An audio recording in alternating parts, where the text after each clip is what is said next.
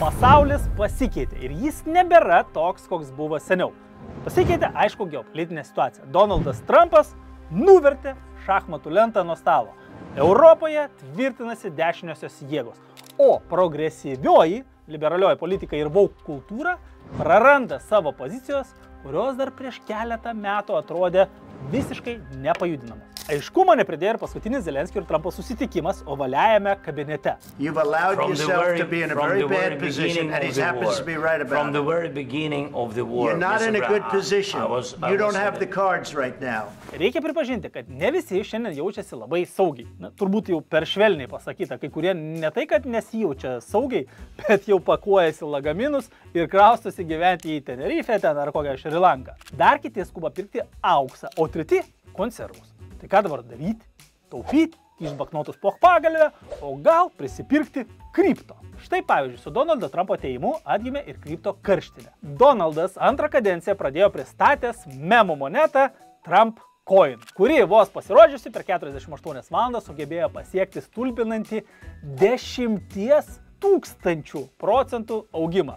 Kripto rinka labai atsigavo, nes Elonas Muskas ir Trumpas pasėjo vilčių, kad Jungtinėse valstijose atsiras nauji reguliavimai, atveriantis kelią didesniems bankams pirkti kriptovaliutas. Dabar tos viltis pradėjo blėsti. Per pastarąsias savaitės pasaulinės kriptovaliutų rinkos prarado daugiau kaip 800 milijardų dolerių. Investuotojai nerimauja ir dėl Trumpo tarifų, tad ieško mažiau rizikingo turto. Entuziazmas išblėso, o bitkoinas per šį mėnesį smuko daugiau kaip 15%. Kiti žetonai patyrė dar didesnius nuostolius. Pasitikėjimas kriptovaliutomis susvyravo ir dėl to, jog prie to stipriai prisidėjo istorinė vagystė. Blogiečiai įsilaužė į kriptovaliutų biržą Bybit, toks geras pavadinimas, ir pavogė $1,5 milijardo virtualaus turto. FTB neseniai pranešė, kad už vagystės kyšo Šiaurės Korėjos ausys. Kai vieni perka kriptovaliutas, kiti perka auksą, kurio kaina išaugo į netikėtas aukštumas. Auksas yra auksas. Gali įdėti aukso gabalą į stalčių, ilguoju laikotarpiu auksas išsaugo savo vertę. O jeigu kartais skubiai prireiktų pinigų, bet kurioje pasaulio šalyje gali auksą į pinigus iš karto ir išsikeisti. Įprastai aukso kaina per metus pakyla daugiausia apie 8%, bet per paskutinius metus įkilo net 34%. Pernai daugiausia aukso nusipirko Lenkai. Aišku, prie to prisideda neapibrėžtumas pasaulyje, bet ekspertai išaugusi susidomėjimą auksu fiksuoja nuo pandemijos ir nuo karo Ukrainoje pradžios. Kaina kelia ir nenuspėjama Trumpo politika. Po jo išrinkimo aukso vertė šoktelė 15%. Faktas, kad neramumai pasaulyje ir neapibrėžtumas geopolitikoje pastumėjo susirūpinti asmeniniais finansais. Kai nežinai, kaip bus toliau, tai visada ramu, kai turi planą B. Ir jeigu aukso luitas stalčiuje tau padeda jaustis kažkaip geriau, tai visai gerai. Todėl pinigais rūpintis reikia ne tik dėl karo grėsmės ar apie neramumus kažkokius galvojant. Nes ne Putinas ir ne Trumpas turi priversti mus investuoti, taupyti ir diversifikuoti savo investicijas. Su kiekviena nauja diena laiko užsidirbti milijoną ir pasirūpinti savo turtingą ir sočią senatvę lieka vis mažiau. Teis diena, kai mes išeisim į pensiją, reikės iš kažko gyventi. Gerai, jeigu jau suspėjai susikurti sėkmingą verslą ir per gyvenimo spėjai uždirbti visus pasaulio pinigus, super. Tačiau tai pasiseka tik tai vienetams. O kiti dirbam paprastus darbus, uždirbam paprastus atlyginimus, tačiau išėjusiu pensiją gyventi ir 700 eurų, kuriuos galbūt gausim iš sodros, bus sunku. Todėl investuoti reikia pradėti kuo anksčiau. Kuo ilgiau tai darysi, tuo daugiau pinigų sukaupsi. Norint pradėti, visai nereikia turėti 100 000 sąskaitų. Investuoti gali ir nedidelėm sumom. Reikia daryti tai reguliariai. O kalbant apie pasikeitusi pasaulį ir neramumus geopolitiką, tai mūsų emocinė būsena labai stipriai veikia žiniasklaida ir socialiniai tinklai. Kasdien mirkstame informacinėme sraute, iš kurio nepajėgėme išbristi. Pabandom tokį eksperimentą. Nueik į Facebooką ir paskaityk pirmas 7 naujienas. Labai tikėtina, kad jos visas vienu ar kitų kampų bus susijusios su šiandienos geopolitinė situacija. Ir nieko keisto, jog tiek visko prisiskaičius, norisi bertis pelinus ant galvos arba užsibarikaduoti Rusiją su konservais ir kruopomis. Psichologai sako, kad į karo baimę yra dvi kraštutinės reakcijos. Pirma, yra apsimesti, kad nieko nevyksta, nėra ten to karo Ukrainoje ir viskas. O kitas būdas, išgyveni taip stipriai, kad sveiką protą apima panika. O panikuojančių dabar aplink tik spėk darytis ir skaičiuoti. Bet žinok, panika niekada nebuvo gera pagalbininkė tokiose situacijose kaip ši. Nežinau nei vieno atvejo, kai panika kažkam būtų padėjus ar kažką išgelbėjus. Pasimokime, kad ir iš amerikiečių, kurie 70-metyje panikavo dėl galimo branduolinio karo. Masiškai panikavo. Panika buvo persimetus net į valdžios lygmenį. The Shelter Survey is the first step in a nationwide effort to assure that every American will have a place to go in the event of a nuclear attack. Tiems, kurie užaugo jau pasibaigus šaltajam karui, sunku suvokti, kaip atrodė gyvenimas, kai vienas iš svarbiausių JAV vyriausybės prioritetų buvo sukurti požeminių bunkerių tinklą visoje šalyje. 1961 metais Kongresas balsavo už tai, kad būtų išleista daugiau kaip $169 milijonai statiniams, kuriuose Amerikos piliečiai galėtų pasislėpti ir apsaugoti nuo branduolinio ginklo pasekmių. Šiandien ši suma atrodytų kaip $1,7 milijardo. Žmonėms buvo dalinami lankstinukai. Pasirodė krūva vaizdo įrašų. Netgi tokiuose žurnaluose kaip Life buvo publikuojami straipsniai apie tai, ką daryti, jeigu bus susprogdinta atominė bomba. Nu ir kas iš to?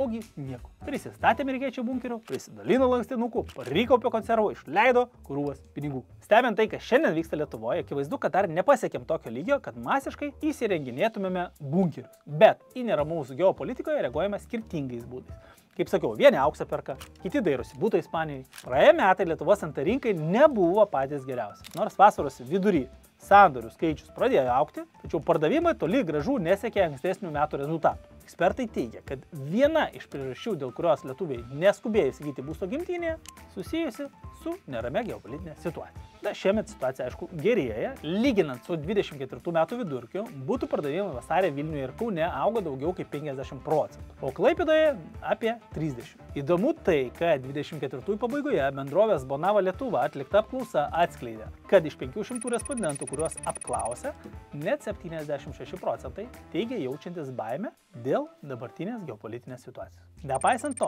net pusė iš bijančių vis tiek svarsto šiemet pirkti nuosavą būstą. Žodžiu, suleisti šaknis gimtinėje norisi bet kokiu atveju. Apklausos demonstruoja, kad neramiai jaučiasi ne tik lietuviai. Štai pavyzdžiui, Vokietijoje pernai buvo atlikta apklausa, kurioje pakalbinta 2,5 tūkstančio jaunuolių, kuriems yra iki 25 metų. Ji atskleidė, kad net 81% vokiečių taip pat nerimauja dėl dabartinės situacijos. Nerimauja ir lenkai, tačiau savo nerimą jie panaudoja kitaip – aktyviai ir agresyviai ginkluoja. Kai daugeliu Europos šalių sunku pasiekti 14 metų NATO iškeltą tikslą gynybai skirti 2% nuo bendro vidaus produkto, Lenkija dar 23 metais išleido 3,9%.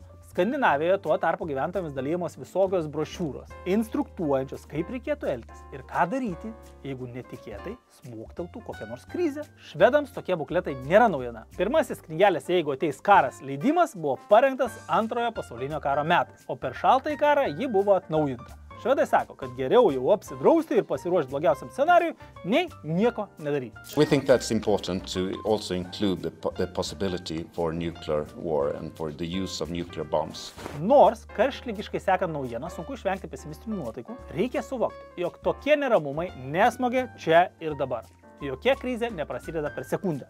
Ir visada yra signalų, kuriuos reikia atidžiai stebėti. O kad galėtum tą daryti nepanikuodami, psichologai vienareikšmiškai pataria riboti socialinius tinklus. Visi gyvensime ramiau ir emociškai būsime geriau subalansuoti, jeigu apribosime naršymą ir atsisakysime informacinio junk foodo. Štai pavyzdžiui, neuromokslininkas Andrew Hubermanas sako, kad nuolatinis telefonų skrolinimas iš pradžių aprūpina mus dopaminu, bet ilgainiui neatsitraukę nuo socialinių tinklų imame priminti šunį, kuris nuolat ieško užkasto kaulo. If you saw an animal digging in the corner, looking for a bone, the dog is looking, you'd think, that's really sad. Na, tikrai, kad sad, ar ne? Reikia suprasti, kad neramumai pasaulyje vyksta nuolat. Tik šį kartą viskas vyksta tiesiog arčiau mūsų. Bepigu pulti į paniką, jeigu kiaurą dieną naršai kokiame nors Telegram ir žiūri žiaurus vaizdus. Bet gal jau reikėtų biškį apsiraminti. Žiūrėkite žinias, skaitykime patikimus portalus, bet neskrolinkim kiaurą parą prie telefonų. Apribokim savo turinį ir diena bus geresnė. Juk gerai ir ko pasidžiaugti. Nepaisant visų neramumų, Europos komisija gerina mūsų ekonomikos augimo prognozę. Žada, kad BVP šiemet augs 2,9%. Toliau augs darbo užmokestis, šiemet jis padidės 7%. O Citadele bankas žada, kad mūsų ekonomika augs sparčiausiai Baltijos šalyse. Tikėtina, kad prie augimo prisidės statybų ir NT sektoriai, kurie stagnavo dėl aukštų palūkanų. Žadama, kad atsigaus paslaugų sektorius, pramonė ir prekyba. Be to atėjo pavasaris. Dienos šviesesnės, saulės kasdien matysime vis daugiau. Tad tikrai turime ko pasidžiaugti ir pelenų ant galvos prastytis nereikia.